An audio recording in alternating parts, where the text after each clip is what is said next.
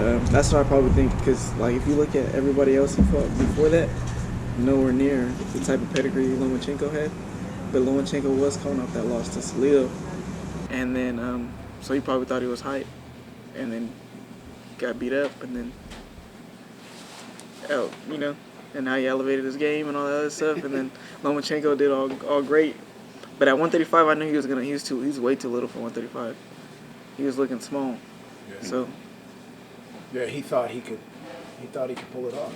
But yeah, he even said it before this fight, before the Teofimo fight, that after this fight he's gonna go back down because he doesn't like fighting at 135. I think he could have beat Teofimo. He just didn't the start. Game plan was not, hey, let's take him into deep water. What a stupid game plan. It was a bad game plan. That's why he lost. It wasn't because when he pushed him in the 10th and 11th, I mean, basically to me he won like 7 through 11. Yeah. And he was backing by the 11th round. He was backing him up, and the Teofimo was like, "Okay, I got." He hurt him a couple times too. I've seen that. But taking 6 rounds off. Why would that was pretty stupid. Like when we were watching it, I was like, oh, he's probably just feeling him out right now. He's probably gonna lock in. And this like after the second round, I was like, all right, he should be coming on like this next round. And then he didn't do it third. I was like, okay, maybe the next round. That's what I was like, maybe the fourth round he'll come on, and he didn't do the fourth round. I was like, well, maybe he can't come on. What's going on? I was like, maybe he can't do anything. Like maybe this is like not his game plan. Maybe he's being forced to fight like this. Yeah. And then he started fighting like his hands going. I was like, and then I was just mad. I was like, he did this too late. He did this too late. He's not gonna be. Teofimo's not gonna just mentally quit and just let him stop him. And he's already ahead this far. And then Teofimo came out that fourth round, fucking. Oh, the 12th round. Yeah, he put hands on. Yeah. Put hands on. Came out like he wanted to win it. Yeah. He wanted. That's to win why, like that 12th round made me be like, I don't know if he'll beat him in the rematch. Like who knows? It's like another 50-50 fight. I think he's surprised him. I think he did in the 11th. Yeah. That's what's woke his ass up for the 12th. Yeah. I see him get surprised. I see that look surprised. I didn't see the. To me, I didn't see the hurt. Man, I don't know, because anytime he let his hands go and hit Teofimo, his head was like this. So it's like. Yeah, he hits hard. Lomanchenko with that speed. Like he just. Diego caught him a couple times in Dallas. I remember that fight. He caught him a couple times where he felt it, and then I seen him. He's one of those fighters. Like, man, you hit him, you're gonna piss him off. He's gonna come at you harder. Yeah. Gracias. Come. Yeah.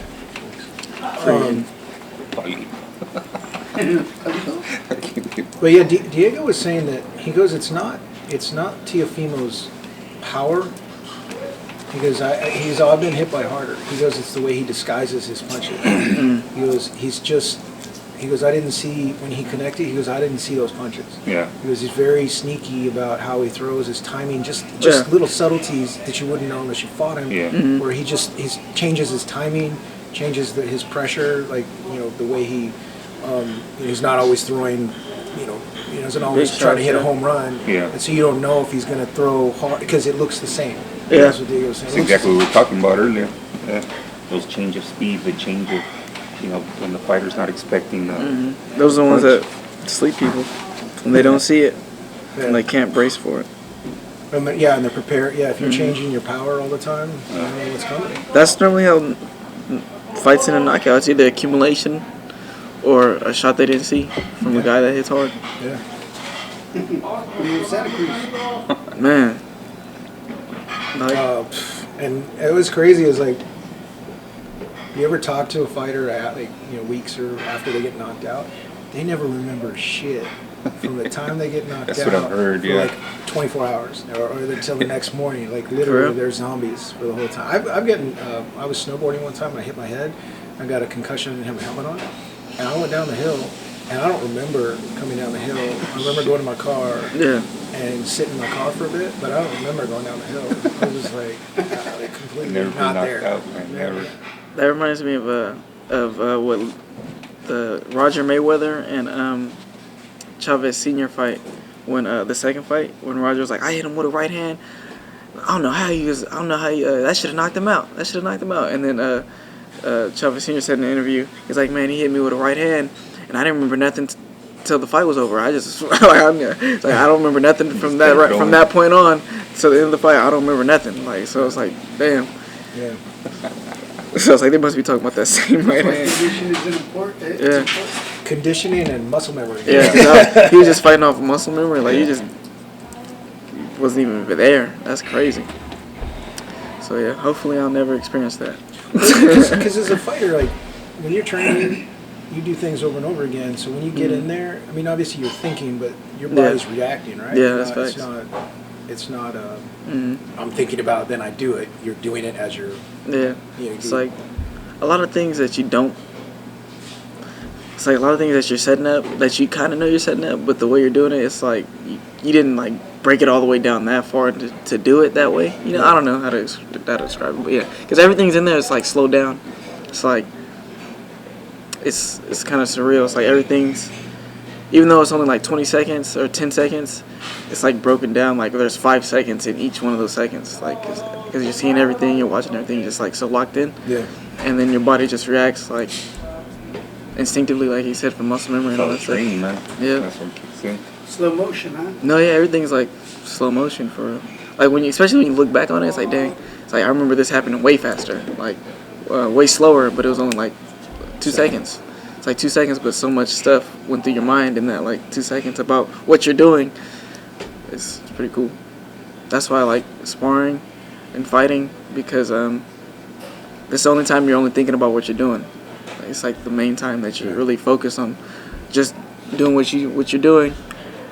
Because in any other life, you're thinking about something else. You know, thinking about.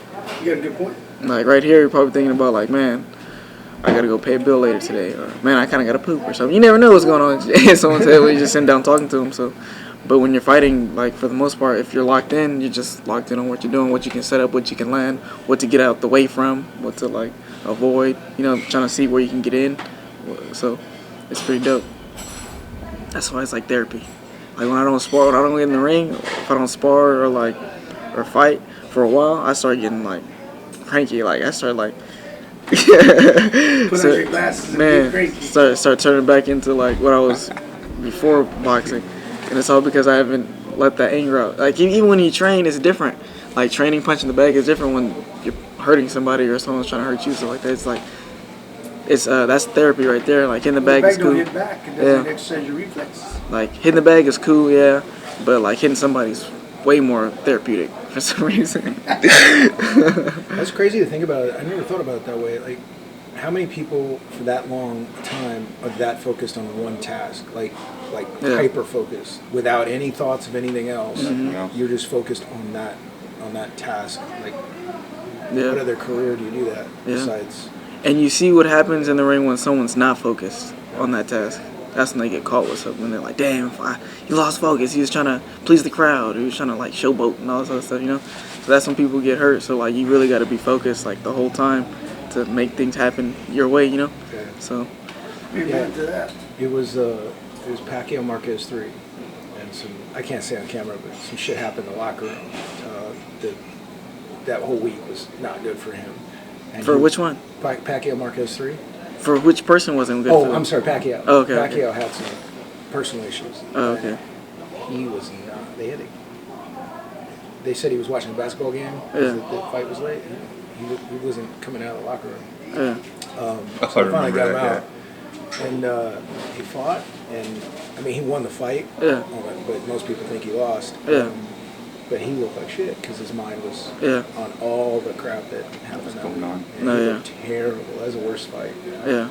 And I remember Marquez left the ring.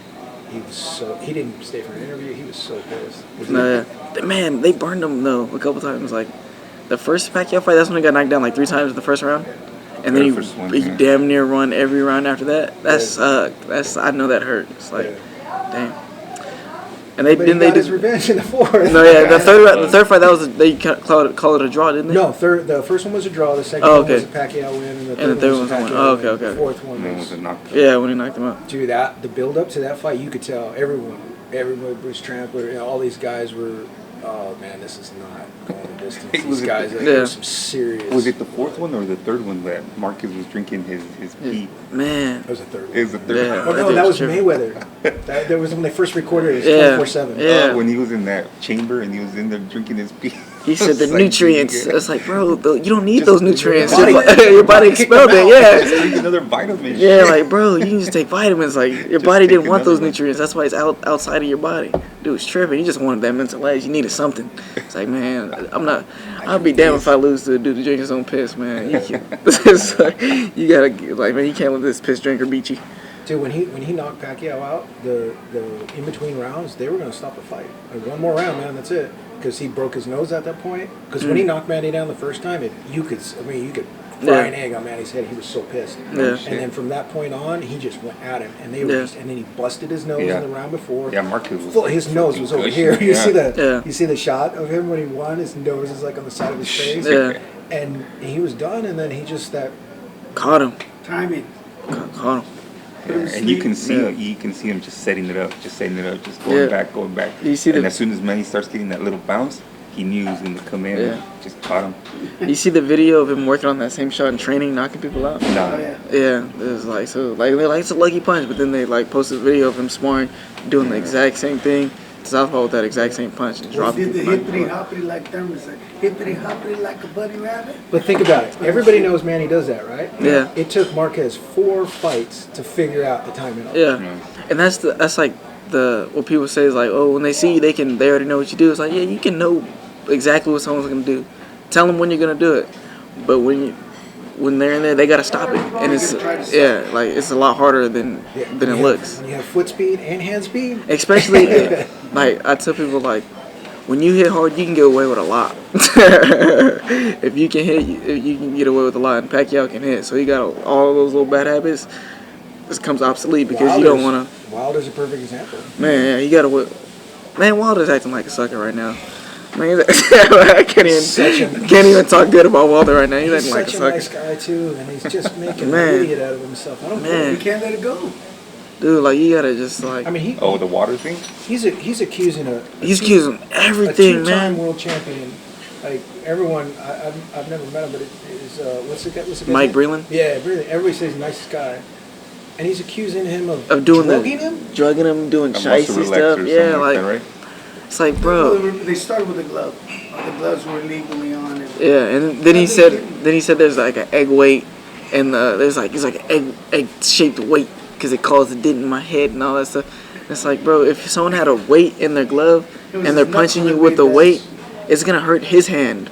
There's a metal object And that not he's. to mention, it's going to make an indent. Yeah, in the it's glove. like, so it's gonna show in the glove and it's gonna break his hand. Like, he can't just keep punching somebody with a metal object bouncing back like there's that. Can corners in there when they're wrapping the hands. and they put that there when they put the gloves on. So it's like, bro. Well, what? the thing, this is Doesn't the make no craziest thing sense. about it is like Wilder knows the game, right? So he knows what he's saying is bullshit. There's just he has to unless he's No, delusional. he's delusional. That's all it is. Delusional because He's just delusional. they have to give the gloves in Nevada. They have to mail the gloves. Wrap. To the promoter. No. The promoter gives them to the commission the week of, the beginning of the week, and they have to be wrapped in their original packaging, Yeah. untouched. They go there. They open them, they inspect them, then they take them to the weigh-ins. They take 2 pairs. There's a primary and a backup, and then the fighters at that point, it's the first time they've ever touched the gloves. They put the gloves on, feel it. Okay, I want this one. That's cool. Yeah. All right. Then they take it back, and then they put it in the safe. Yep. At the commission. And on fight night, they take it, and they're never like I get it. They're never at anybody's maybe sight. 50 years ago, yeah, you could tamper with gloves, and there's plenty of stories about Yeah. tampering with gloves. Yeah. But nowadays, it's impossible. it's those gloves literally never step away from it. So it'd have to be this major conspiracy. Like Yeah. you would have to have the commission in on it. You'd Yeah. have to have his team, his own. You would have to have Tyson Fury's own team in on it. Yeah. And what would be Like- the point of it? Why would he do that? Like, and it makes him look so weak. Like, it's making him look so weak. I wasn't a Deontay Wilder fan at first, but like I've been a Wilder fan. I was a Wilder fan for years. I think for probably 3-4 years. After someone keeps beating people, you can't keep hating on him. I was like, okay, he's doing his thing. Like, yeah, his skills aren't there, but he's still knocking people out. So, but he's just not trying to take his loss like a man. Like, He's like, my face shouldn't look like this. I was like, yes, it should. Like, bro, dude. And then what's his name came in like super heavy. That was his strategy too. Wasn't it? Yeah. Yeah. Dude, you So getting he punched in the knew what he head was by doing a freaking damn near 300-pound man. already. Yeah.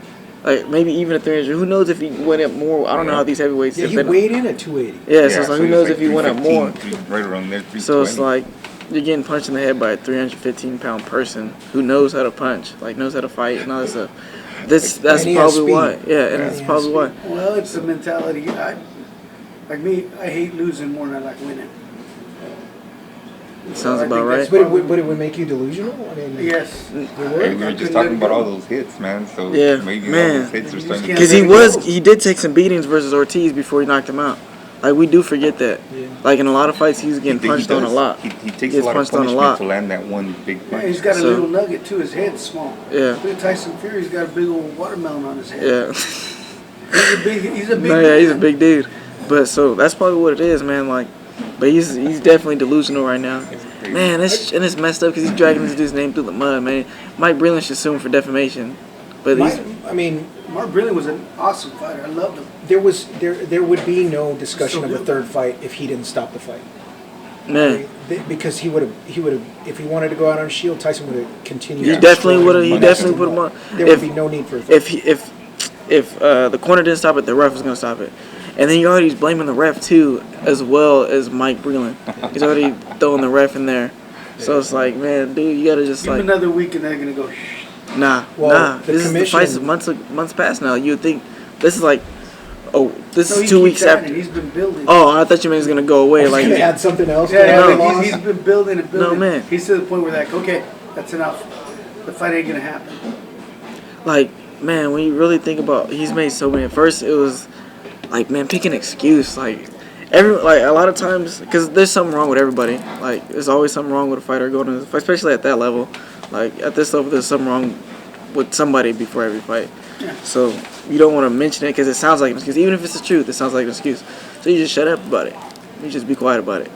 And then, so with him, he should know this by now. There's always an excuse with something. You've hurt yourself before. Blah, blah. Nobody wants to hear that shit. Like, nobody wants to hear that shit. Nobody cares about that shit. To me, it's more respectful if you take it like a man and be like, Yeah. you know what? He's a better man that congratulations night. to Tyson Fury. You know, That's- he's a ready better for man. it or whatever. That's really the go-to saying. Like, that's really what you got to say. Is like, he was just a better man that night. Because there's always something wrong with somebody. Like with how they're trying to give Lomanchenko his shoulder, and then Teofimo got foot surgery. So they both had something wrong with him. But he was just a better man that night, you know? Yeah, and I'm the same way. I don't like when they use. Yeah, I mean, everybody steps in there with something wrong with them. I mean, it's a brutal sport. Yeah. I don't like when they use it as an excuse. I remember Because if they won, they'd be like, I did this with this. Yeah. You know what I mean? So it's like, at the press conference for Pacquiao Mayweather when Manny came out. I mean, his shoulder was legitimately messed up, but I'm like, dude, you lost. Yeah. You lost the fight. yeah. Yes, go get your surgery and fix your shoulder, but don't use that as your excuse. The only time I'll take it as an excuse, as an injury, as an excuse, if it happened in the middle of the fight and In it the was fight, crazy. yeah. Like, say you dislocate your shoulder in the fight and you're winning the fight and then you dislocate your shoulder and they had to stop it. Then it's like, okay, he dislocated his shoulder. Then I'll take that. Or like, if you get a head butted and then a big old cut goes on the side of your head and they have to stop the fight because of that, and then it was a close fight or whatever happens, okay, I'll take that. But like a pre-existing injury before the fight that you never talked about before, because you better not talk about it before the fight either. Because now you're already making pre-excuses. Like, so it's like you gotta, if you can't talk about it before the fight, don't talk about it after the fight. Just let it go. Like your team knows, everybody knows. Maybe you can tell your people, like, man, yeah, like I think if this wasn't there, I probably would have done better. But you don't get on camera and just be like, this is wrong with me, and that's why I lost. Like that's kind of like sucker behavior. Suck it up, bro. No, for real. Well, what's he gonna? I mean, at this point, he's not gonna get the fight. I mean, maybe that's why he's doing it, because he's desperately trying to get it. Go out and earn it. Go out and beat 3 or 4 good guys, and then come back. And say, Dude, okay, like let's do this again. at the same time, like It's I still think he'll beat Joshua. Oh yeah. I still think he'll beat Joshua. I think he's. At the same, even though he's acting like a little kid, like a little girl right now, I think he'll beat Joshua. If I was to see, the thing is, he's ruining that by. man, he's ruining his whole image. Like, shut up. Like, and Deontay Wilder's a big, scary dude. So like, probably not too many people that's close to him gonna be like, "Hey, bro, shut up." Like, you know what I mean? I don't know. Maybe he's looking at once Mike Tyson lost, that era of invincibility went away. Maybe that's why he's acting the way, because he's like, I can't be Mike Tyson, where everyone after that I'm afraid of him anymore. So maybe that's why he's doing that. Like, I wasn't all these people against me. That's the only reason this happened. Yeah. Like, this wouldn't happen if I wasn't like, all right, bro. Who's left? Honestly, the heavyweight division right now, it's like the only fights I want to see are the top three guys. Yeah, Anthony Joshua. I want to see Walter Joshua. Who's left? He can fight Andy Ruiz. Third fight. That would be a good fight. That's a good Wilder and Ruiz. Yeah, that's a good. Like, if they were to He likes fight, to get on the inside, man. He gets on the inside. He's not gonna. like, He hits That's what I'm saying. yeah, like Wilder that's. can't beat Ruiz because he can't box. Well, I don't mean because the I don't know, man. Wilder can beat anybody who's that pump. Yeah, Wilder can beat anybody. Yeah. Like that's the fight. I'd say since he can't get the rematch, and since Joshua probably not gonna jump to fight him, if he fights Ruiz, Ruiz versus him can challenge one of the two champions. Most likely Joshua. That's a possibility. Because I think it's a good fight because Ruiz gets on the inside, and for whatever reason, guys like to stay away from Wilder's punch.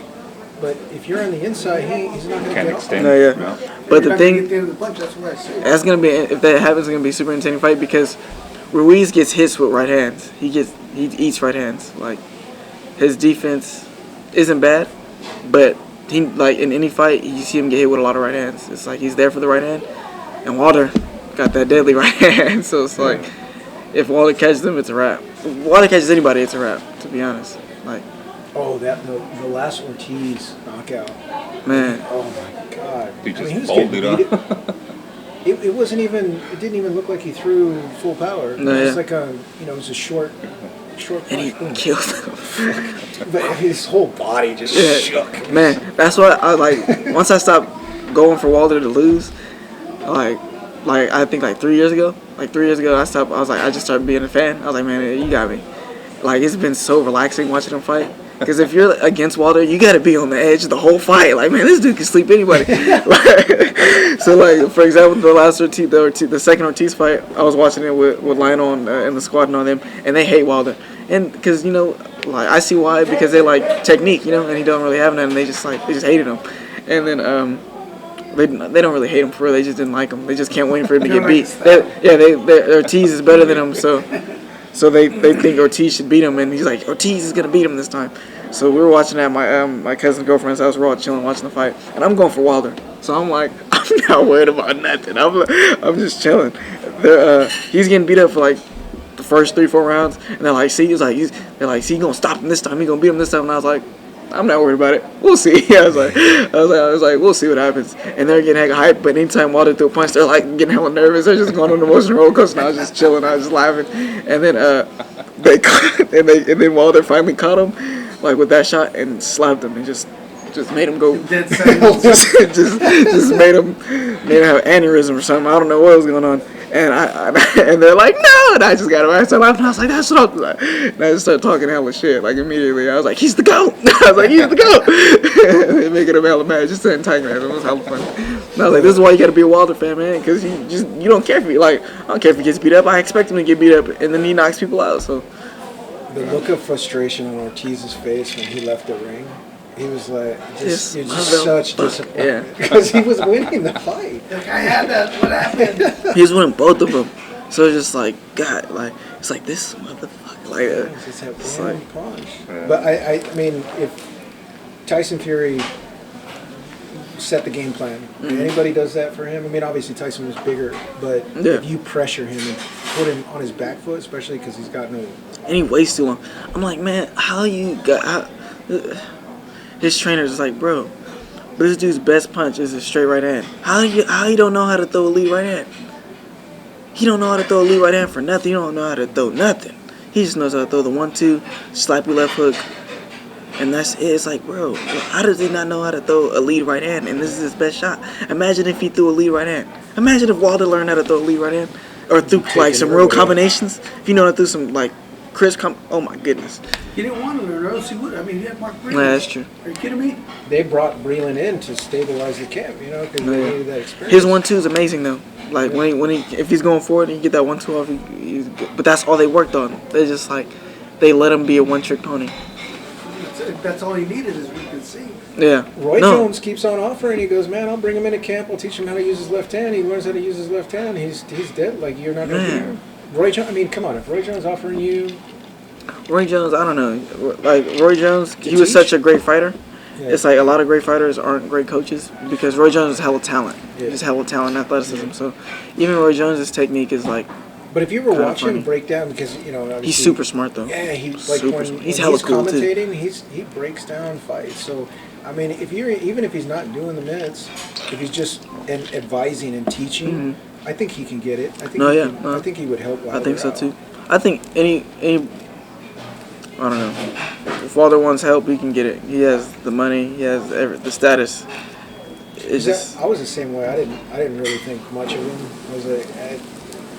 And then but then I met him, and I was like, dude, his whole camp, nicest people, like seriously nice guy, very respectful. Like, cause when I was working for Fox, I'd go grab him, and we'd be talking on the way up, and just a super nice guy, super nice guy. He seems like all these young men are nice guys. I mean, very rare do you get one that's gonna. You find some. But you know what I mean. By and large, you're there to promote them and you're helping them out. They're always gonna be nice. Yeah. Well, Summer, I guess he was humble. He was very humble. Like there wasn't an air of arrogance to him. I didn't sense that at all. Yeah. He was just very, just very. I love this story. Yeah. No, yeah, man, that's what I'm and he's got a great story. He's a great story. He seemed like a good dude, like a good-hearted dude. Even no matter what, when he starts stripping or whatever, he seems like a good-hearted dude. Like you can just tell someone's like a good like Broner. I can tell he's a good-hearted dude. He just does dumb stuff, you know.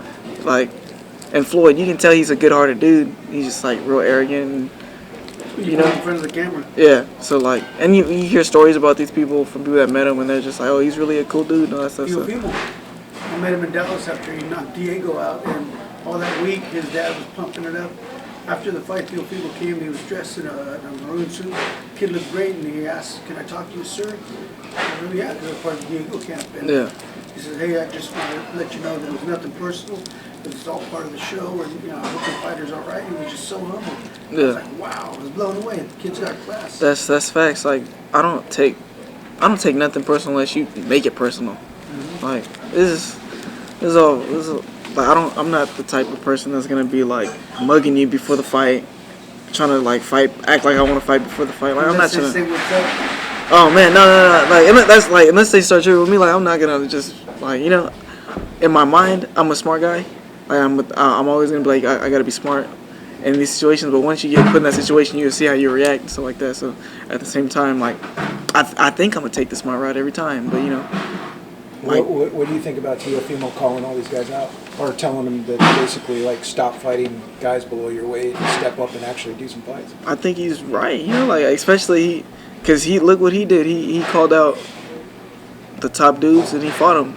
Like with Comey, he stopped him like bad. And that Comey is a dangerous fighter, and he was actually a good fighter. Yeah. And he stopped him bad. And then he's been calling out Teofimo for a while. Not Teofimo, Lomanchenko for a while. Yeah. So, and then he fought him when the opportunity came to him.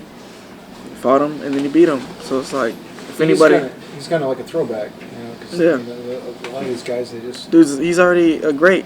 Like, just, if he does nothing else in his career, his legacy solidified already. Yeah, he's already Hall of Famer. Already. I mean, is he a lineal champion because of the... He's... Because of Haney? It's so stupid. Man, it's because of WBC. Yeah, don't even blame Haney for that. That's the WBC's fault, man. Oh, he did. Yeah, I guess. I guess you wouldn't turn it down, but. So, yeah, they created. I'm blaming the, you got to blame the parents. So he's already a Hall of Famer, like you said. No matter what, even if they don't take away the undisputed. He still be one of the greatest amateur fighters. They're gonna put Lomachenko in the Hall of Fame when he retires. So he beat Lomachenko. They have to put him in the Hall of Fame. Yeah. Well, just the fact that he united the division. Puts him in the Hall of Fame. Yeah. Just in the way that he did it. And 16 fights. And 16 fights. they both would have had what 16 fights, right? They both had 16 fights. So they both would have did it like in a super little amount. Yeah, that was the little amount of quickest time for any career. Yeah. So he's already good. So if anybody can call anybody out, is him. Now if Tank would have said the exact same thing, everybody gonna look at him like, shut up. like I know you're just not talking type stuff. So if anybody can do it, it's Teofimo. So I mean, obviously they're milking Tank along, make as much money. And he just got into some trouble too. He's ready. I mean, come on, step up and fight somebody in your weight class. No, yeah, Man. That's exactly what's wrong with the sport, man. It's like Wade just said. You get to like where Teofimo's at, and it's time to fight, man. Put the fights together, because before Wade was a fighter, before we got into promotion, any fighter was a fighter. They were fans first. Yeah. And you grow up watching these fights and these amazing fights, these amazing brawls and wars and everything, and that's what a fan wants to see. So how long can they take along a fighter, fighting these, what would you call it, tune-up fights? Yeah. Everything's fighting tune-up fights. It's all tune-up fights. Yeah, till because I remember watching like Chavez and all of them and paying $100 for pay-per-view, and you're like, fuck yeah, this is worth it. You didn't even think about it. Yeah. And now they're like $70 and you're like, is it gonna be worth it? I don't know. We're gonna see that was a good pay-per-view card. In one, that fight was a good. I ain't gonna lie, that was a good card. Tank card. That was a good card. That was a very good card. So as a fan, that's what You you don't want know, to see. right? Yeah. Going into it. Yeah, exactly. So you want to see good fights as a That's fan. really all you want to see. Like even if just want to see good fights, and styles make fights. So like even if on paper the dude doesn't have a good record, but the way he fights and the way this dude fights, like, oh, this is gonna be it. Like actually, that's all people care about, is seeing a good fight at the end of the day. I can interject with our cards. Our cards have been great fights. Somebody was telling me that they watch. George, you were telling me about that. They watched a show on BBC. It was garbage. Our matchups were way better than theirs. Better than it Top Rank's was cards, like too. 2 days ago. Remember that Güero Castillo kid that fought on the December show? Yeah. Like the two Güeros were fighting? Yeah. Well, that kid was on that PBC card. Oh, really? Yeah. It was like, that card was like 2 days ago, like 2 or 3 days ago. It was at the beginning of the week, maybe like Tuesday. And I looked at the box rec, and I was like, man, these fights are on TV. These on like national channels. Our cards, you look at our box rec, at our card compared to that one, it's like, man, it just, there's better matchups, there's better fights, and like Wade said, a lot of times it's not so much the record, it's the style of the fights that are going in there, So I don't know, man. Like I said, bottom line is we're fans first, and we want to see good fights, just like everybody else. How hard is it right now to make ends meet and you're gonna pay $70-$80 for a pay-per-view or a monthly subscription on DAZN or whatever, and to see fights that aren't really interesting. Yeah. You want to be able to say, I paid for this for $80 for this pay-per-view, but fuck, it was a badass event. It was a good fight. And I mean, as long as the Santa Cruz and Davis fight lasted, it was a good fight. Yeah, the card was good too. It was an exciting card. Yeah. So that was good. And that's what sucks about boxing right now, is that those are rare. Yeah. At the highest level. Yeah. Have cards that good. Yeah. Across the board. Like once all these guys are out, like retired and all, like the last of the Mohicans is Pacquiao. Yeah. I mean, who's coming up? Who can you really say is like, fuck, this guy's gonna be the next superstar? Canelo's getting towards the end too. And he hasn't really, he's shelved for a little bit. Yeah. It seems like the next superstars are gonna be. I mean, definitely Teofimo, definitely. Tank, Ryan Garcia, Devin Haney. I don't even know about Ryan Garcia, man. That kid, he just seems to me like he has no heart, man. And but he's never been tested. They used to say the same thing about De La Hoya. It's De La Hoya, man. I didn't come up in the De La Hoya. I don't watch it after, but man, De La Hoya is freaking. People forget that dude's like. I never liked him. But you gotta give it to him. Yeah, but you gotta give it to him. He fought like Trinidad. He fought Vargas. He fought everybody. He fought did. everybody. Yeah. You want to watch a good fight? Watch that Corte fight. Yeah, I watched some of it too. And Virgil Ortiz, Boots Ennis is gonna be a good one. That one dude that's knocking everybody out with top rank, he's like 16-0 with 16 first round KOs. Puerto Rican dude. That 16-0, 16. Yeah, that Oh, dude's he's gonna like a middleweight or super welter. super middleweight, 168 or something like that. Yeah. He just fought not that long ago. Yeah. So those dudes are the future stars. Yeah. Yeah, but that's the thing. When you fight somebody, it's easy to knock somebody out when they're not throwing back at you. But when you have somebody that's gonna hit you back, is he gonna be able to take that punch and still? I want to see what else he can do. What else can he do? He was the third. He's on the fight Teofimo card, Kid out yeah. of New York. Yeah. Dude, the guy in the corner across from him, you could. We were laughing at the bar. I was like, dude, this guy's gonna get his ass knocked because he was afraid. You could see it in his eyes. The guy was like, no business being in that ring. Yeah. No business It's being not in good. that ring. No, it's that was ugly. Yeah, and it's like, it's okay to be afraid, but you can't be scared at the same time. Be scared. Like, because the fear of fighting, like everyone gets nervous. Everyone's like that motivates you to do good and like to really to go out there. But if you're just straight scared and you're just like, I don't really want to be here, like, then that's like you start doubting your own existence. You can't get scared to the point where you don't really want to be there, and that's kind of like how that dude was looking like. I don't know. Yeah, because he has an air of invincibility right now to where guys. You remember when Thank you. But unfortunately, you know what I think's happened in the sport with social media. Everything's kind of watered down, so there's no mystique. They already know who this person is through social media. Versus back when we were kids, we didn't know very much about Julio Cesar Chavez. We didn't know very much about Larry Holmes. We knew about Muhammad Ali because he put himself out there. He was one of the first icons to break that.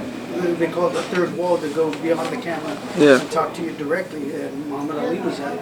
But other than Muhammad Ali, there wasn't very many champions that were charismatic enough to carry that. Man, and now with the social media, everybody knows who everybody is.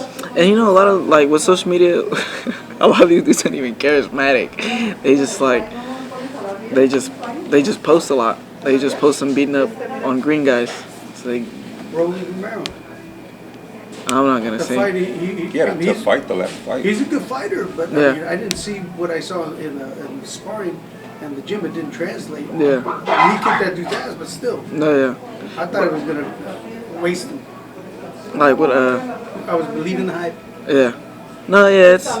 That's true though. Like how you said, it's easier to get to know fighters these days because everything's right there. Anything's right there. It's a good and a bad thing because what a lot of people don't like to talk about is, or don't even think about, or don't even maybe even know, is that with boxers. Thank you. All right, let me take a step back. I'm thinking way ahead. I be thinking so fast. All right, so with social media nowadays, everybody's dirt's right there in the open.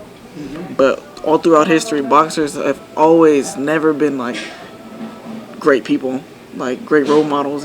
With social media, anybody who's kind of famous, everyone's like, you're not a role model. And that's cool, because you should want to be a role model, but not everybody is one. And back in the day, where they had that wall was up where you couldn't see the dirt they were doing, they were still role models. Like Sugar Ray Robinson used to beat the hell out of his wife, and his kids hated him when he died.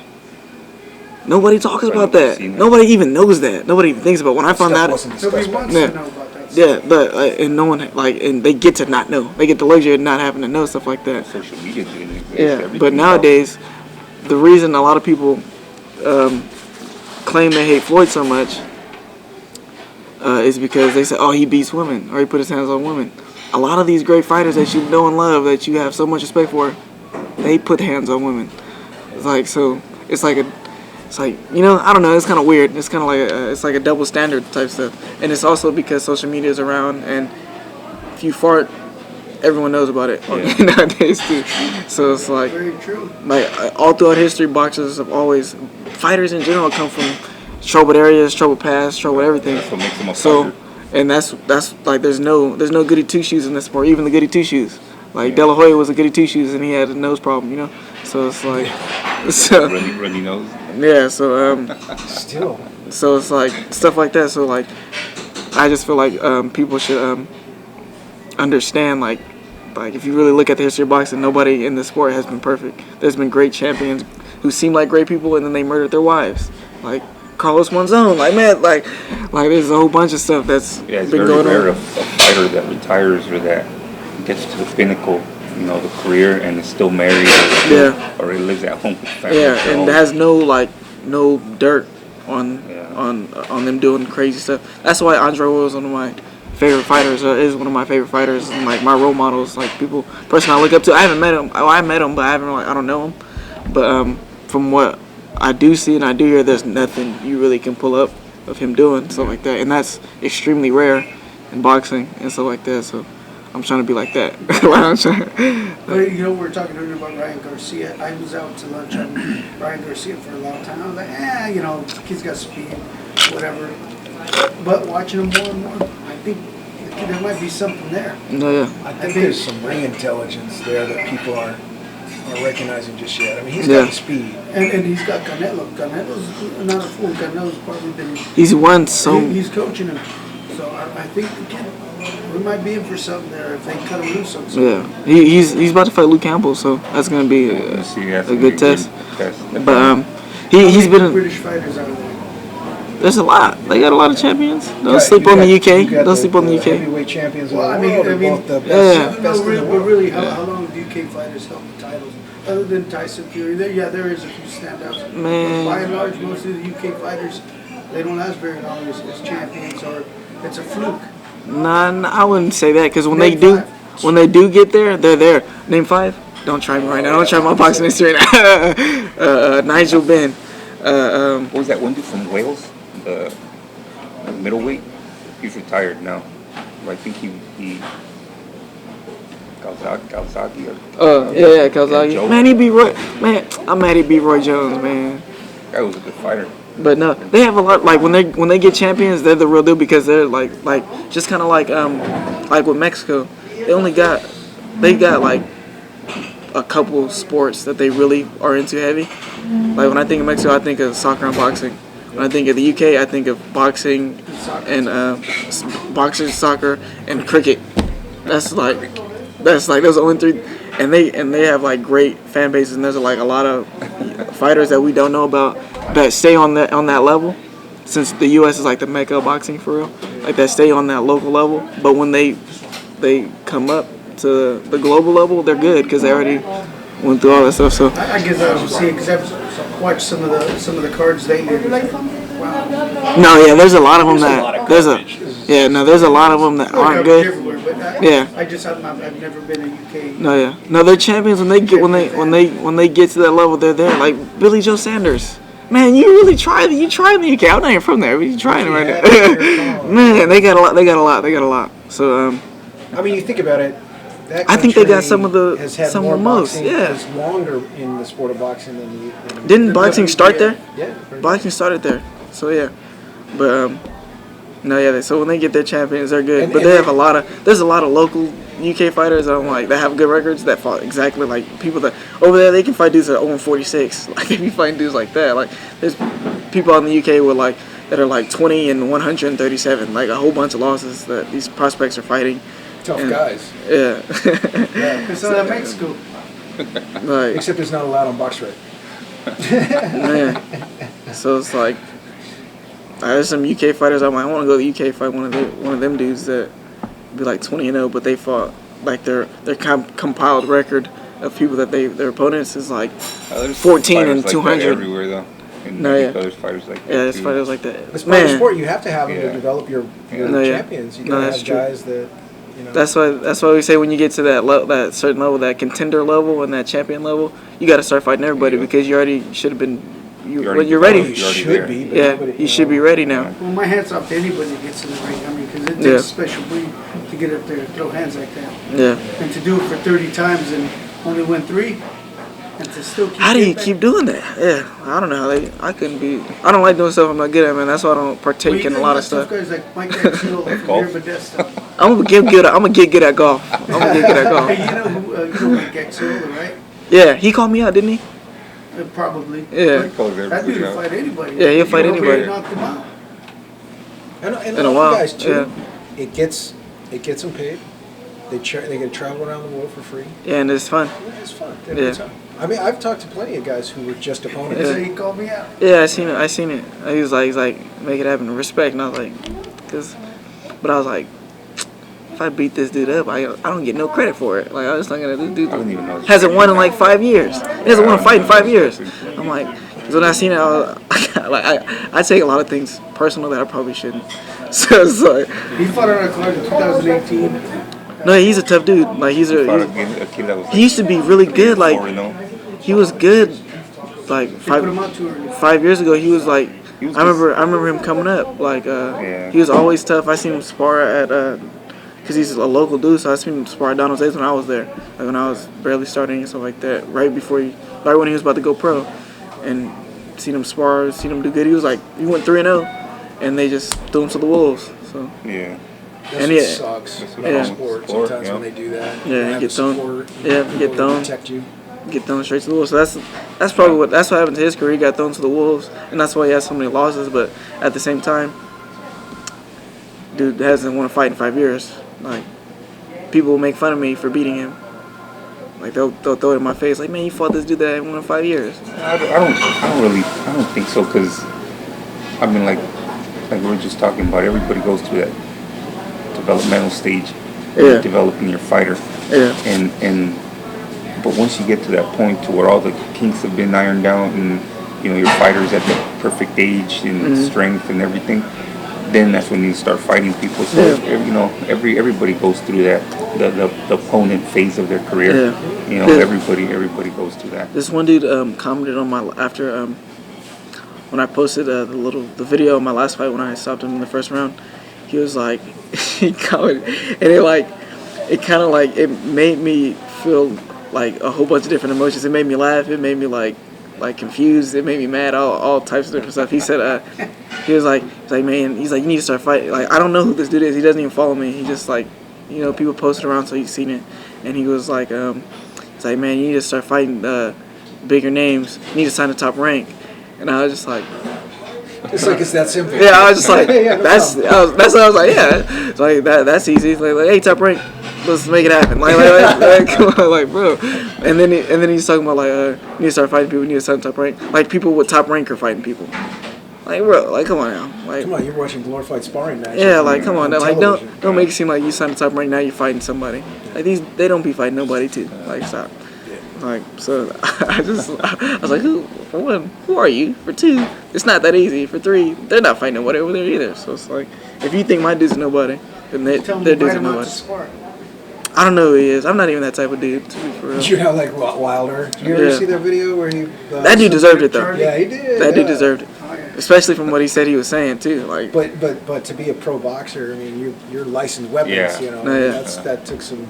That took some balls. Charlie's the champ. Charlie be fucking like, obviously I seen his videos on YouTube and punching on people, like random strangers. Like yeah, let's just throw around and just kill him, like just. So he gotta deserve that, especially. Oh, he showed up at his gym. He invited him down. No, yeah, they set it up. The ball's on the guy to show up. Yeah, I mean, you gotta go credit for 6'5". 6'7", ain't he? Yeah, and Charlie Dell was what, 5'8", the most. I don't know. The balls are stupidity. And he's throwing too. I think he's off. I think he's off. That. Gotta be off. Yeah, I think he's off. From some people that he's not all there. Yeah, he's not all there. But crazy. No, yeah, man. We should start talking about me now. We've been talking about everything else. You gotta edit this. No, totally. I was like, dang, we've been talking about everybody. Who are you fighting? Do you know his name? What's his name? Bernal. What's his record? 8-7. 8-7-1. Sharpening the skills. Yeah. Of a strong young assassin. I'll look him up right now. Yeah, I was gonna say, what's his skill set? Like when you guys matchmake, do you know what you're looking for to give him the option as far as like?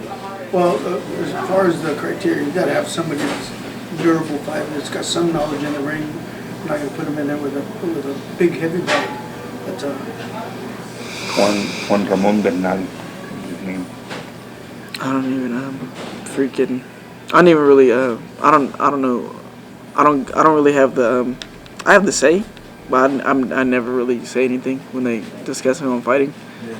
I let my my manager do that, my coach manager do that. Like he just says like, hey, we gotta fight this dude. I'm like, okay. He's a durable fighter. He's a tough fighter. He's been in the ring with some guys with some big records and pulled up. I mean, he's lost by decision. Yeah, but he makes it. But he makes it, yeah. So, he's an experienced fighter. Has he been knocked out? He's been... He's been stopped twice. Yeah, twice. Yeah. Twice out of the 7. So yeah, 7 losses, been stopped. He fought, I think his last fight he fought a dude like 33-4, and the fight before they fought like a dude like 22 and something. 33-4 he fought? Yeah. He fought against Chinito. He's got some experience. Yeah, so he's an experienced dude. Good fight for you. Yeah. So it's gonna be my first 6-rounder too. So yeah. So it's gonna be a good one. I think it's gonna be a good fight. So did you change anything in your training for 6 rounds? Yeah, just doing more, like just doing a little bit more. When you did 4 rounders, how much did you spar? Like how many rounds on average per sparring day? Per sparring day, I always did 6, at least 6. And then for the 6, did you go same for thing. 8 No, we do 6, but we're making sure we get 8 in there. Like I think I'm gonna do 10 next week too. Okay, so you're gonna increase. Yeah. So like we've been doing 6 and 8. We always spar 6 to 8. So it's really not like too much of a difference. I've been doing more strength and conditioning though. Yeah. So I should be strong. I've been like actually pretty strong. Like I've been sparring bigger dudes too, man. Everybody I sparred this camp has been bigger, like a bigger dude. Are you gonna spar on Sunday? I'm not sure. I'm not sure. I'm not even sure. I just show up. I'm not even gonna lie. He just tells me the time and I just show up. So I was supposed to spar Saturday, but the dude I was gonna spar, he cut his lip, like in sparring, like. So I'm not sparring him. So I think I'm gonna spar this other dude on Sunday, because I think they're gonna try to make them both come down the same day. And I was gonna get 10 rounds, but yeah, we'll see. So it's just doing more of. Basically, just doing a little bit more. And because I've already been like training like I'm doing 6 anyway. Yeah. So it's like just doing a little bit more, and then we actually get to watch this guy, so it's just like adding little things to work on. Oh, so there's actually video of him. Mm-hmm. Oh, okay. Yeah. What are you seeing him? Like, what's his strengths? He's a tough dude. Like he's about that action type stuff. Like he's a fighter. Yeah, he's gonna come forward. He's gonna try to push me back. He's a come forward type fighter. Tough guy. He knows how to throw every punch. I've seen him throw every punch, every type of punch, like jab, straight right, left hook, right hook. But so he's a tough guy. He's gonna throw everything. He's like with whatever type. He seems like he's down to go to war type stuff. So. Yeah. So you got to break him down then. Yeah, got to break him down. And one of the things that I did notice about him that's a fault is that he keeps his chin in the center. So it's like if we do exchange, his chin's gonna be right there. Yeah. Wait for that uppercut. Yeah. But you say it's not gonna go too good for him. Yeah, if we get into exchange, it's probably not gonna go too good for him because he don't move his head. Like he keeps his, like I seen him throw a combination and keep his head right in the same spot as he throwed it. Yeah.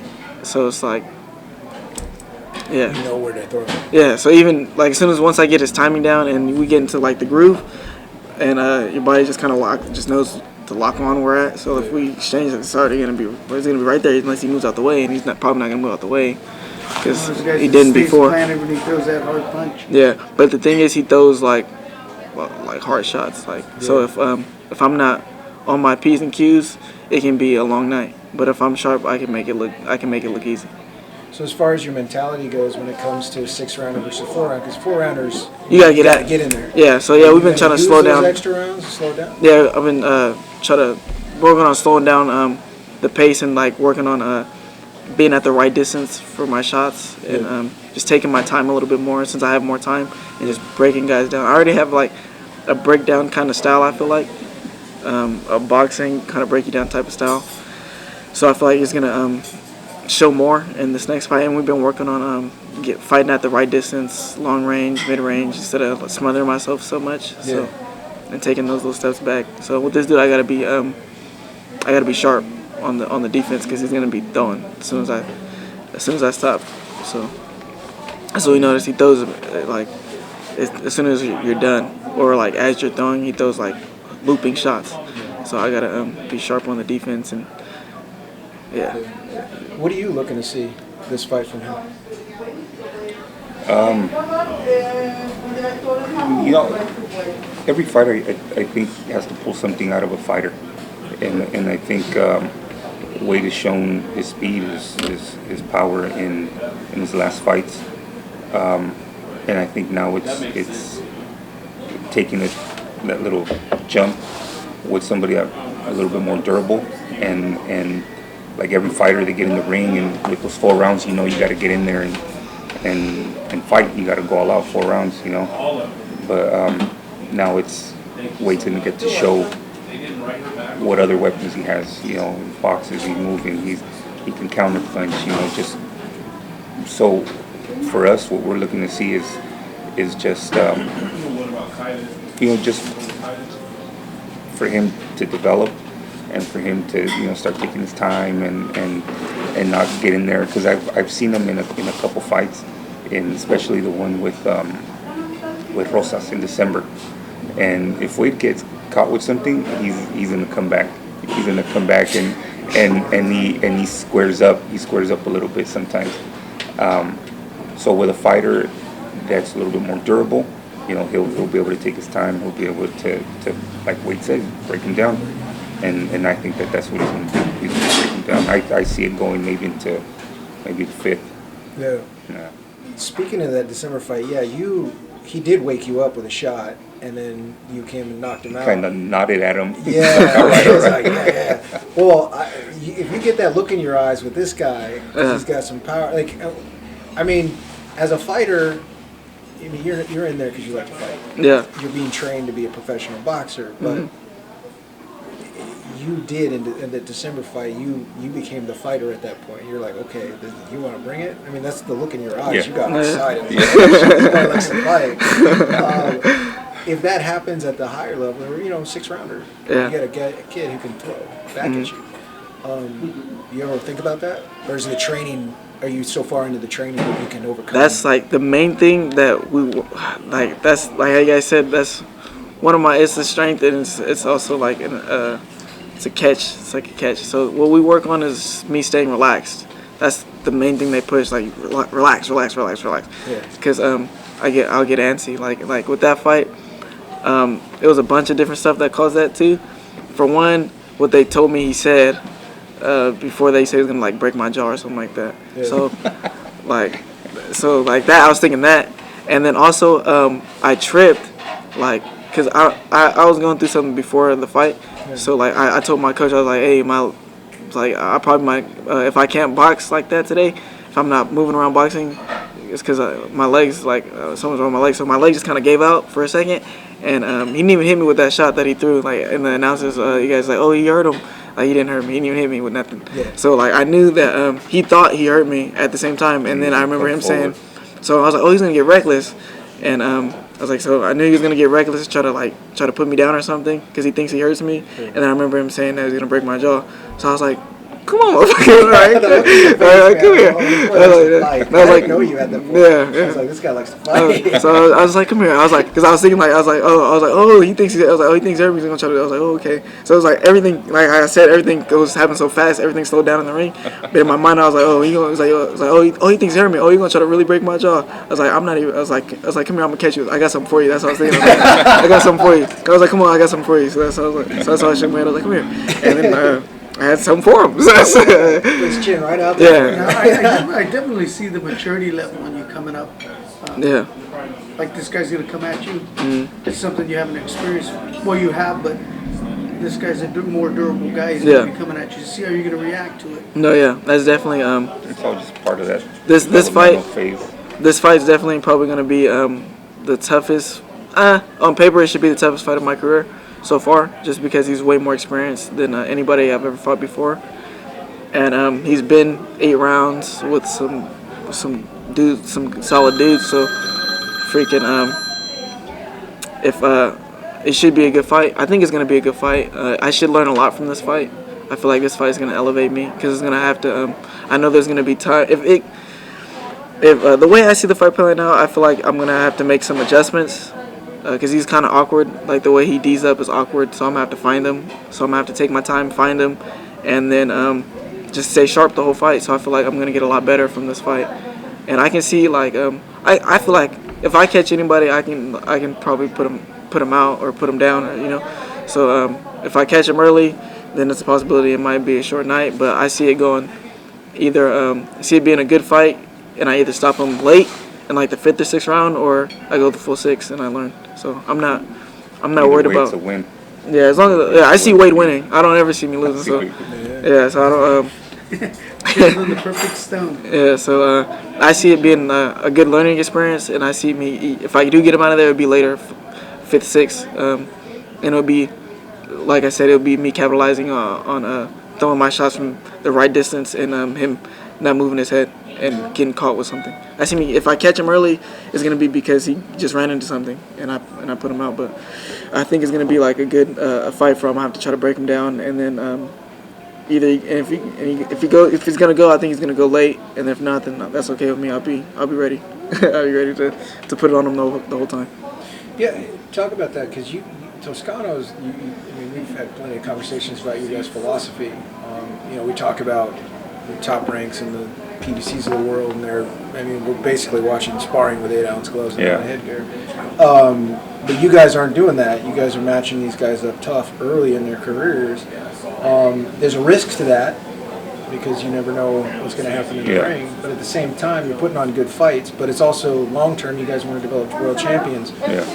What about that philosophy? Like, why?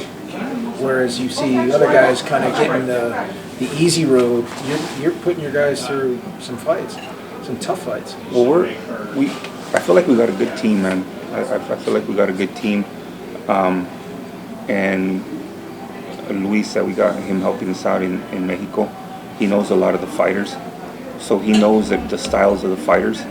So boxing is boxing, and if you get caught with something, you're, like you said, there's risk, but we definitely want to put our guys in fights that develop them quicker. Get them to that point to where they're ready for that next step in their career. You see so many guys, so many fighters that get all these tune-up fights till they're 20-0, and then they get in there with somebody that's tough, and they can't put away with one punch, and then what happens? They fold. They don't know what to do. They mentally they get broken down because they're like, shit, I hit this guy with everything I got, and he didn't go nowhere. So when you start taking these steps with these fighters, and there's a risk, but there's a risk in any fight, and you start developing these fighters and start strengthening their mind, their bodies, everything. I think it's a good path. I think it's a good path. It's a good path for them. It's a good path for the promotion company. And at the end of the day, like I said, obviously, and I've talked about this with a lot of different people, because he offers fighters to sign, and B-side fighters and A-side fighters, and that's what I told him right now. Right now, my focus is on creating a world champion. That's it. I don't want to sign B-side fighters. I don't want to grow my stable to 20 fighters. Just last night, I got a call from Zanfer that they're doing a show December 18th, and they're like, hey, do you want to put anybody on our show? I think Chavez is fighting on that show, Chavez Jr., and but we don't have anybody to put on the show because all our guys are fighting November 21st. So the opportunities are there that we can grow our stable and put fighters in different shows, but I don't want that. I want to focus on 4 or 5 fighters in our stable, and I want to make a world champion, and that's what I want right now. So, to get to that, we need to develop these fighters. We need to put them in good fights that are going to develop them mentally, physically, develop their style, and get them ready for that next step.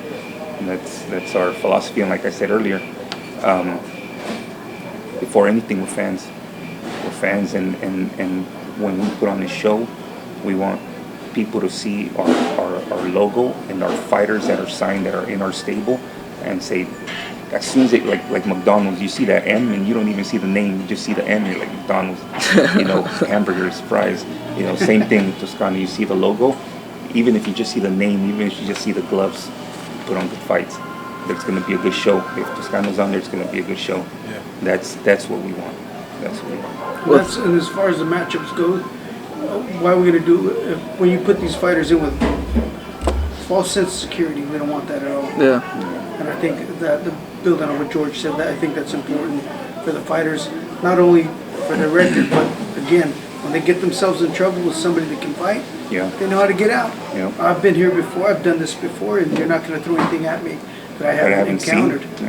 Yes, and and plus at the level, the way that I guess we do the shows as well, it's not like the lights are going to bother them or anything that goes on with the production is going to bother them because they'll already be used to it. It's just second nature. And we've seen it happen already to where, I'm not going to say any names, but fighters that would go to TJ, and there's always that stigma about TJ and these lopsided fights and stuff. And this fighter went over there and fought 3-4 times over there against guys that wouldn't even throw back. And then you put them in a fight here with a fighter that throws back, and he got knocked out. Yeah, and you know what's interesting too is it's inexperience where a lot of times we have these fathers that are training their sons, or it's a young trainer, and they go down to Mexico and their guy looks good, and they're like, oh yeah, we're ready for the U.S. Let's take them up, and then they get destroyed. And they're like, dude, why did you bring your fighter was not ready? You knew what you were doing, you wouldn't have done that. But they get a little bit of a record, 8-0, undefeated, and then Thompson calls him or something, like, hey, I got to fight for you. And that company, man, they know. If you get called to fight on a Thompson card, they know that their guy's going to beat you. Like that, he matches up well. So I've known so many guys who fight down in Mexico, and then all of a sudden they get the Thompson call. And that didn't go well for them with Manuel when we fought on Thompson in June of 2019.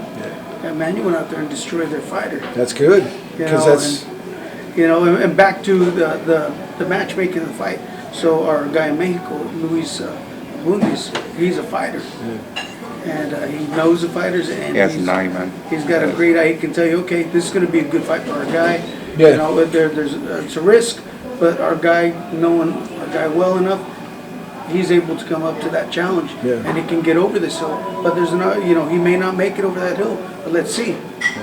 It's funny, man, that Samurai for the June 26th fight, when he fought Beltran, the 9-0 kid. 2 nights, 3 days before the fight, Samurai's trainer calls us, and he's like, hey, Samurai, he was sparring and he has a little cut, and he sends us a picture, and it wasn't even a cut, it was like a scrape, like a scratch, and me and Luis are sitting there reading the message, and we're like, this fucking guy is having second thoughts. He's afraid of this 9-0 kid. So what does Luis do? He calls him and he's like, hey, what's going on? Are you feeling good? And he goes, yeah, he's fine. We just have this little scrape. And then the coach asks him, he goes, hey, so what have you heard about Beltran? How's he coming in? And Luis, talking out of his ass, it was all bullshit. He tells him, oh, you know what? He sparred in Zona Norte at Terribles gym against La Joya Gutierrez.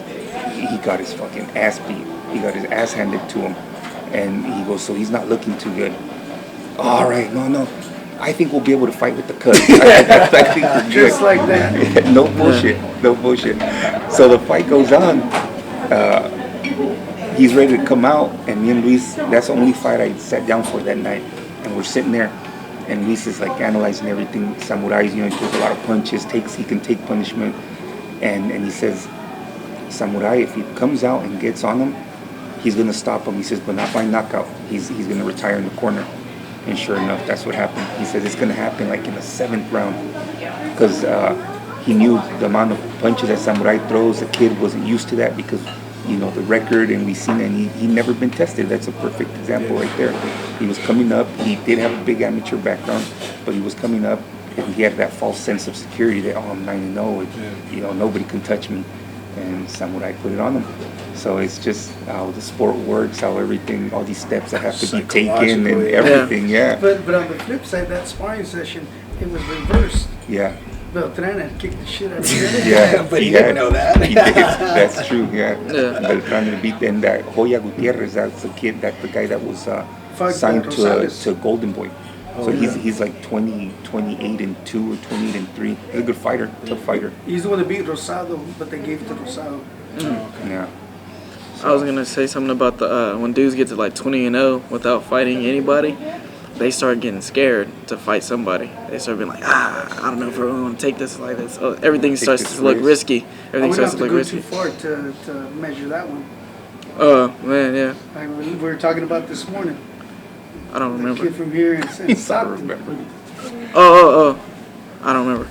But, oh, no, I remember. Yeah, no, I got you. Yeah, I got you now.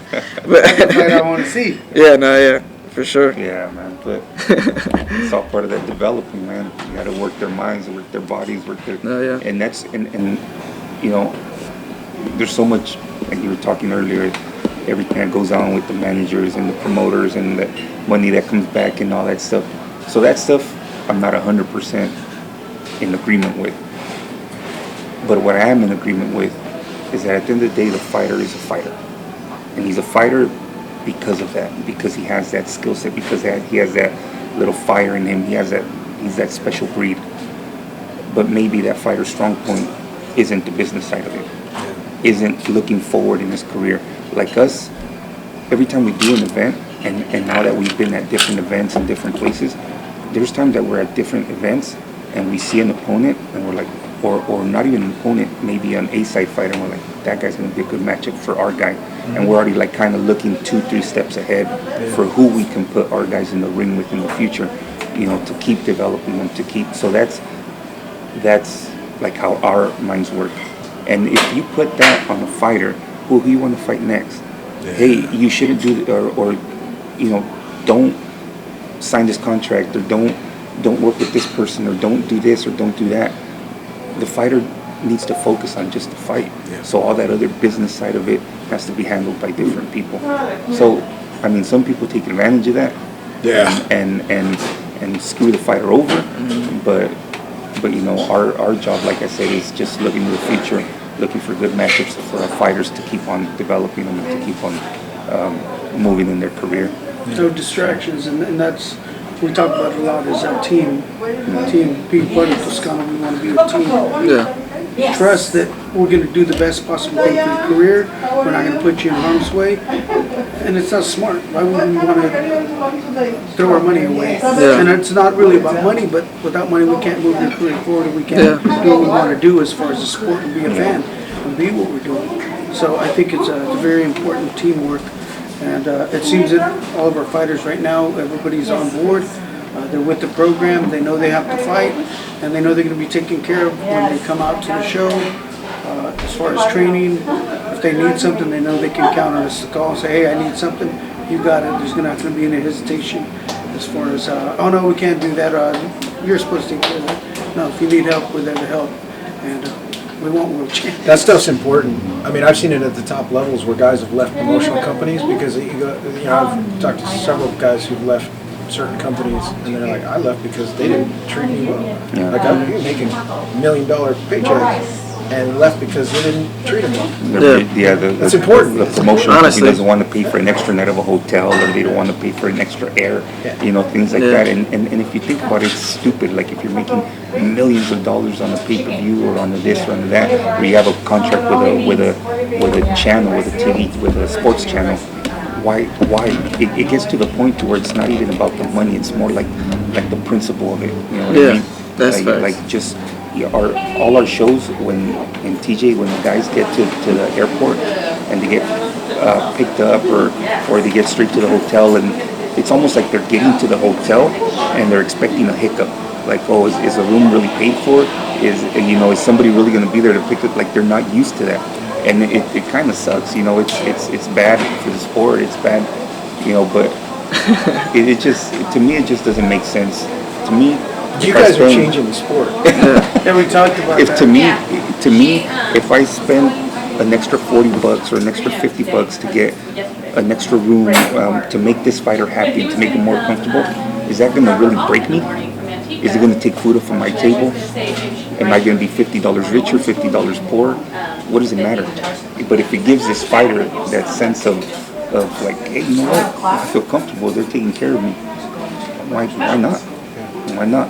I didn't tell you yet, but I was talking to it's an MMA guy down there in Mexico, and he's looking to get into boxing, and he's looking at pricing out fights and stuff like that. And he said that, I know those Toscano guys, right? I was like, yeah, I know. And man, they're changing everything down here in Tijuana. All these fighters want more money now. All the Tijuana fighters? I was just cracking up because you guys are paying them, like these guys are used to getting paid less. And you're paying them. Yeah. And now the promoters are trying to come in and get these guys to fight. No, you got to pay me less. So you raise the income level. That's right. Raise the income level. The other thing is too is maybe it's because we're parents. Because I see these young men, I treat them all like I would treat my son because they're somebody else's son or daughter, and I think they deserve to be treated that way. So like when you come to the promotion, you're coming into, and I know it sounds cliche, part of the family, but it's true. It's true. We're going to take care of you like that, and we're going to treat you like that. Anything you need extra, we're going to do our best to provide that. Yeah, because that's rare. A lot of promoters, I mean, they'll take care of their own guys, but they won't take care of their opponents. I mean, they'll pay them, obviously, but they don't. They'll do anything to help their guys win by putting them in hotels that they know are noisy or sending someone to knock on the door at 1 in the morning. All this there's some shit. We treat the B-side fighters the same way. Yeah, you treat them well. That's good. I had somebody come in December event that we did in Auditorio.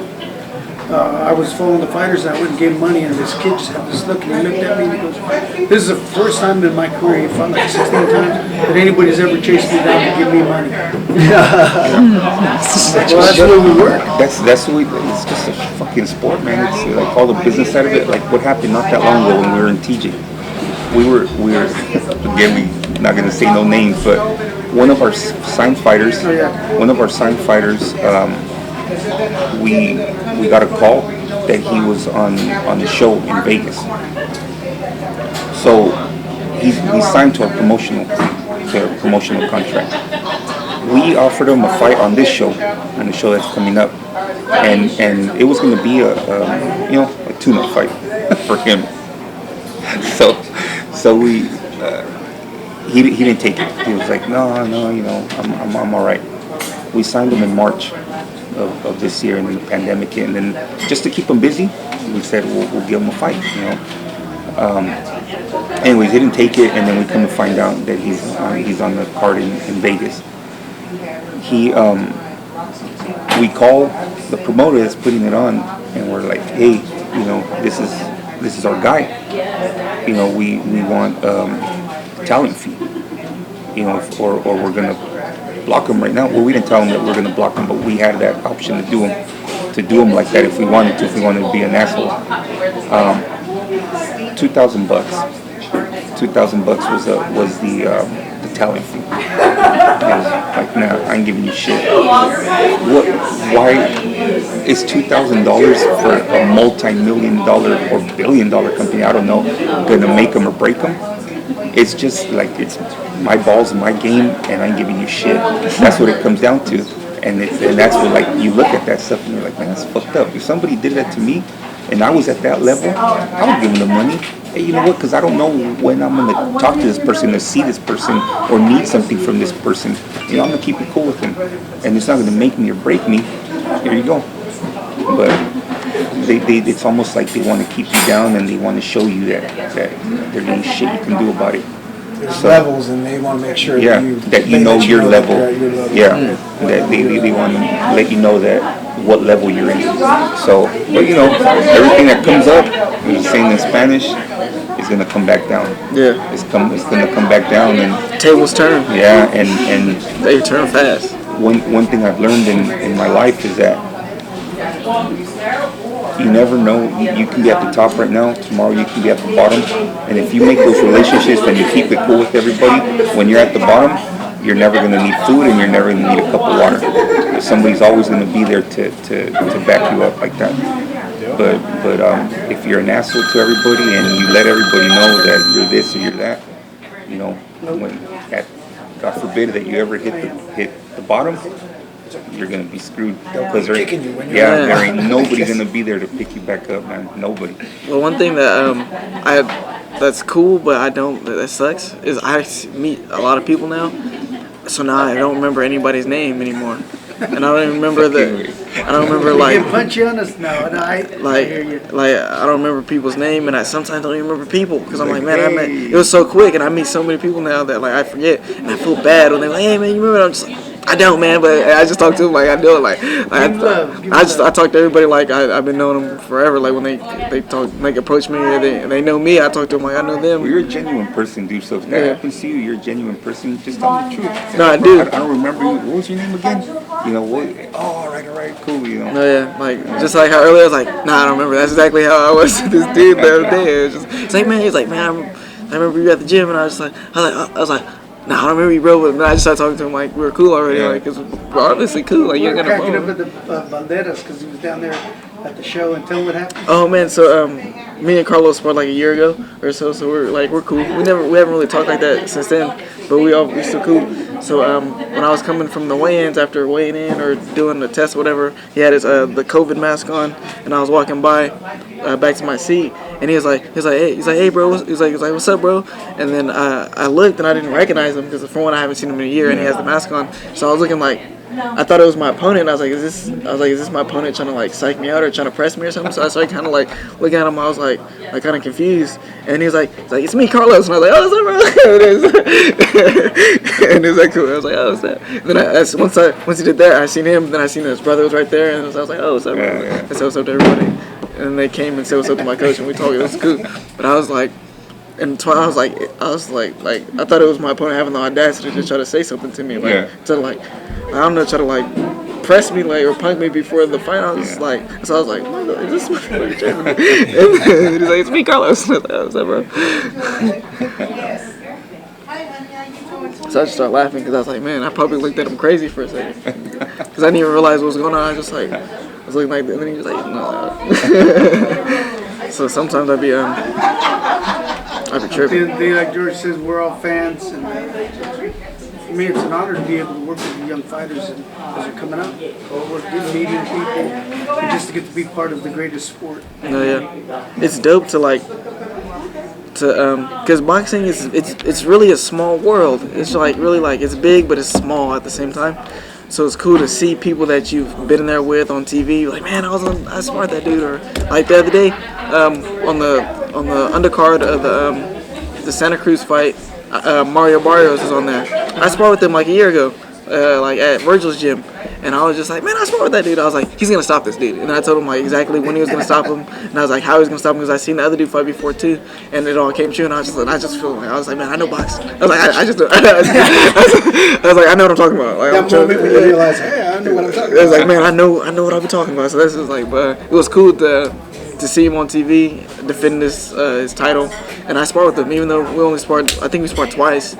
But it still happened, so it's just like dope. Like, so you kind of like already rooting for him just because you've been in there with him. Like, yeah, no, man, it shows that you're on that level. Oh, yeah. Once you start climbing up that level.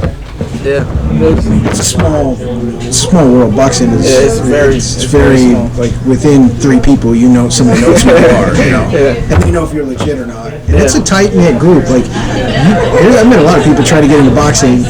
And they don't know anybody, and you can't get in. You just don't. But once you're in, it's like big roadshow, with everybody. You know? That's true too. Like everybody knows who like the phonies are. There's a lot of phonies. I don't really know anybody, but freaking. But you will. They'll get to know you, and they'll know who you are. Especially like one of the things, because the matchmakers, they know everybody. Like they watch everything. They watch every fight, and they'll know exactly. Like you could probably ask, you know, Bruce Trampler, or Brad Goodman, and they can probably tell you exactly about you.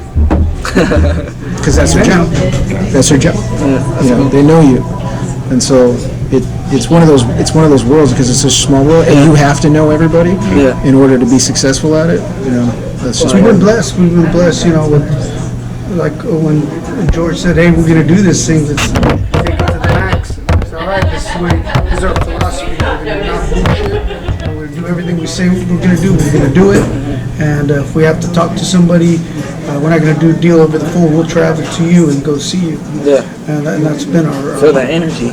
Yeah, well, it's got to be done right. No, yeah, because, man, tone is lost in writing, in text. Tone is lost. Some people have a different energy on the phone, so in person is always the best way to go. You feel like it's for real when you talk to him in person versus on the phone. When you get to see him, you get to hear him breathing or whatever. Like, everything's just like... So I was talking to Armando yesterday. I said, I feel much more comfortable talking in person than on the phone because bring that energy there. Yeah, and plus, like, you know, like, you can see everything that's going on. Like, on the phone, you don't know if someone's recording you on speaker. You never, like, you really always gotta watch what you say. Like, 'cause you never know if someone has some ulterior motives. So it's like, and you, like you say, you can't feel that energy through the phone. It's like you can't sense anything, but like when you're in person and someone's like, you feel like you can feel if they're trying to get over on you.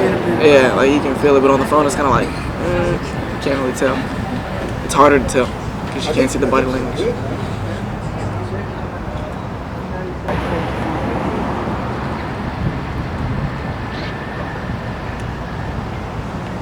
Toscano Boxing Promotions presents Best in Boxing.